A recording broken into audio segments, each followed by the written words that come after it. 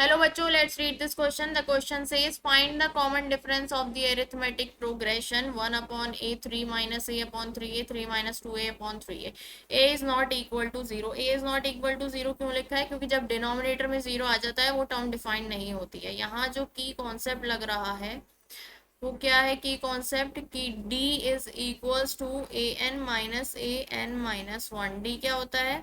Common difference होता है. D common difference. और ए एन क्या होती है? ए एन होती है हमारी nth टर्म.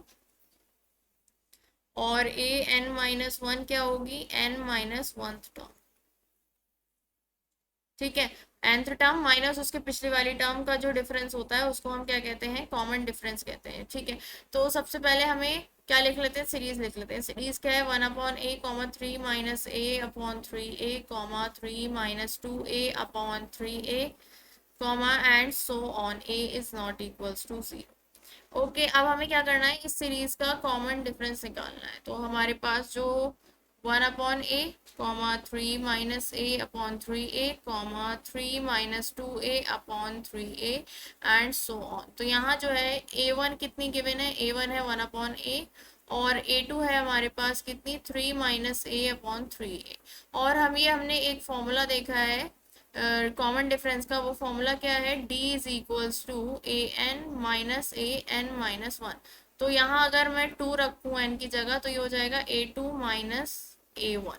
तो ये common difference a two minus a one के बराबर हो जाएगा. ठीक है. तो d is equals to a two minus a one.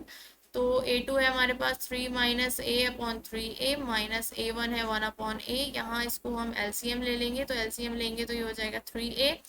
3 minus है, अब ये 3 इधर मल्टीप्लाई होगा तो माइनस का 3, माइनस का 3 से पॉजिटिव 3 कैंसिल. तो मतलब डी की वैल्यू हमारे पास कितनी आ जाएगी? माइनस का ए अपॉन 3 ए से ए कैंसिल, मतलब डी की वैल्यू आ गई है 1 अपॉन 3. डी हमारा क्या आ गया है? माइनस का 1 upon 3. Okay. So the final answer is the common difference of this AP is minus 1 upon 3. Hope you understood it well. Best of luck. Thank you.